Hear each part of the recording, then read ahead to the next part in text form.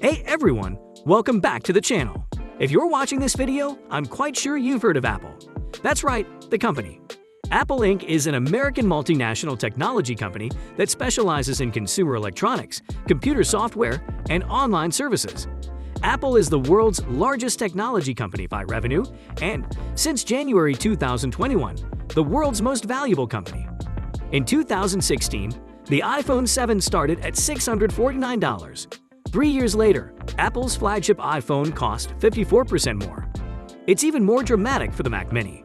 When Apple released its new model, the price increased by 60%. To thank you for watching this video, we're offering you an absolutely free training webinar. Do you want to learn the secret of improving all aspects of your life and unlocking what you're really capable of? The legendary Bob Proctor spent over 57 years learning this one thing and is hosting a free webinar where he reveals what he's learned and what actually works. He'll teach you the law of compensation, a secret only the mega wealthy know of but not taught in our educational system, and the impression of increase, the law of laws that will increase areas in all aspects of your life, whether it be in health, relationships, or wealth. Right now, the first 200 people to use the link below will get access to this free webinar.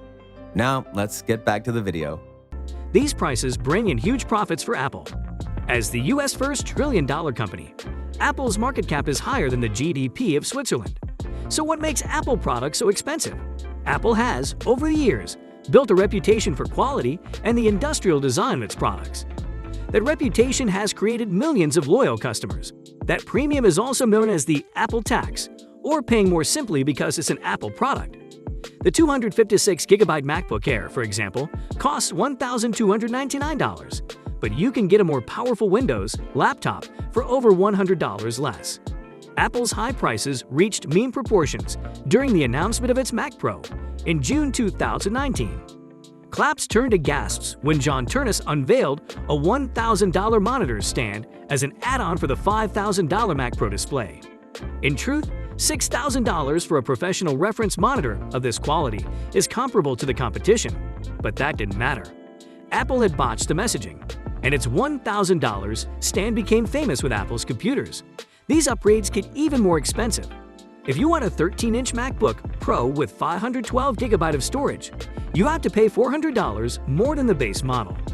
And Apple's accessories also have high premiums compared to non-Apple products, like its $129 keyboard or its $79 mouse. Even Apple's cables cost more. Apple has kept its proprietary Lightning connector while removing useful ports, like the headphone jack and the SD card reader, forcing consumers to buy expensive dongles like its $39 SD card to USB-C reader. But are these products worth the premium? Apple loves to talk about its innovation. The bill of materials is about $490 for a phone that is priced at $1,099. As a comparison point, the Galaxy S10 Plus is about $420 below materials for a price of $999. Something changed when Apple released the iPhone X. Not only was it more expensive, but the difference between the bill of materials and the retail cost was much greater. Obviously, Apple wants to make a profit, so the bill of materials has to cost less than the device. What makes Apple special is its ability to pull larger profits than its competitors. Instead of a technology company, think of Apple as a luxury brand. As with Gucci or Hermes, customers pay more because the logo is a status symbol. That handbag is in a more functional bag, but customers still value it more. All our products become an extension of our personality. I value elegance, I value design, I value simplicity, I value. It just works. And that is what inspires a lot of loyalty and allows Apple to extract a premium for their products. Apple's performance in India is pathetic. Pathetic to the point that their market share has now slipped to less than 2%, has become completely irrelevant, and the primary reason there is that the price points are simply unaffordable for the Indian market. If Apple can't sell more iPhones, it might have to sell fewer iPhones for more money. Charging a premium allows Apple to keep increasing its revenue. Even if its biggest category, the iPhone, is declining. A luxury product is like a Rolex, right? Then you'd keep it for a lifetime. To thank you for watching this video, we're offering you an absolutely free training webinar. Have you ever wondered how to end procrastination and self-sabotage so you can unleash your full potential to live the life you deserve? #1 best-selling author and high-performance coach Peter Sage is hosting a free webinar where he'll teach you how to increase your wealth with less time and struggle, and also how to hyper-boost your growth and success so you can finally break out of any rut you find yourself in. Right now, Peter and his team are offering a free $100 gift to anyone who doesn't find his webinar as the best use of their time within the last 5 years. Now, let's get back to the video. Well, you can't keep a smartphone for a lifetime. So, premium, perhaps not luxury. For now, Apple's reputation remains strong, and the customers who don't want to spend $1,000 on a new phone. Apple has a plan for that. Keep the old models around, just at a very slight discount. But if Apple wants to keep its loyal customers, its innovation will have to keep pace with its premiums. If you compare an iPhone with any Android phone, then the most basic difference comes under software. Android phones support Android, and iPhones support iOS. However, Android gets almost free and readily made Android OS from Google. Meanwhile, Apple has to develop the OS on its own right from scratch. This is seriously very costly if we compare it to any other Android brand. Why is Google providing Android for free while Apple charges heavily? Well, not really. Android looks free for users, and even manufacturers to install in their smartphones. However, manufacturers need to purchase a license from Google to provide you the Google Play Store. Android smartphone manufacturers add that cost in the market price of the devices. If they don't, people don't really like to purchase Android phones without Google services. This is what happened to Huawei Honor when Google stopped providing its services to them. According to the Android Authority report, Huawei is expected to lose 20% of its market share due to this US-China trade war. This is a huge blow to Huawei, even after having the majority of the market share in China. Apple never targeted the middle class or poor people. It has managed to successfully build its image as a premium lifestyle and luxury brand. Every brand has a positioning in the market. For instance, Xiaomi is the king of budget smartphones, while OnePlus provides the best value for the money. If someone is using an iPhone or a MacBook, that person is automatically assumed to have a luxurious lifestyle. Apple even launched its budget iPhone in 2020 under the name of iPhone SE, and that costs more than $700. Honestly, that was a mockery in the name of budget smartphones. This price range is not at all a budget segment. Apple has never been to mid-range or budget lines. It has always remained at the top of luxury brands. This is the reason why almost every movie, celebrity, businessman, etc. involuntarily promotes the brand. In fact, Apple is so obsessed with its image and positioning that it does not allow villains in the movies to own an iPhone. Not all brands are heavily involved in research and development. Apple comes under the big 5 brands for a reason. As I mentioned earlier, Apple needs to research and develop a lot because it has to manufacture its own products right from scratch.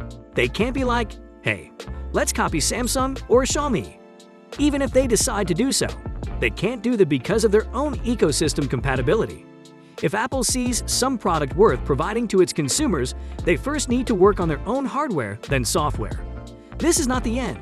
They need to make sure that the product is completely optimized within the ecosystem. One of the examples is its own Safari browser. Apple was working on its Windows version. According to TechCrunch, they had to scrap the whole development in 2012. Although the reasons are unknown, it's obvious that if Apple was any normal company working on Windows, they would never face this challenge. But cross-platform optimization is tough. Most of the companies work and complete a project only when they find the scope of scalability and expansion. Otherwise, they stop working on it. Apple has a huge chain of ecosystems. The products are seamlessly compatible with each other. For instance, an iPhone user will be able to read the same internet article by simply switching from a tablet browser. Also, if your Apple Watch is connected to your iPhone, then you can seamlessly receive calls and notifications on your watch. Wearing AirPods? No worries. Connect it to the Apple Watch and pick it up by using your AirPods. Not just hardware, but apps and software are equally optimized. Anyone who needs high productivity will get addicted to the Apple ecosystem.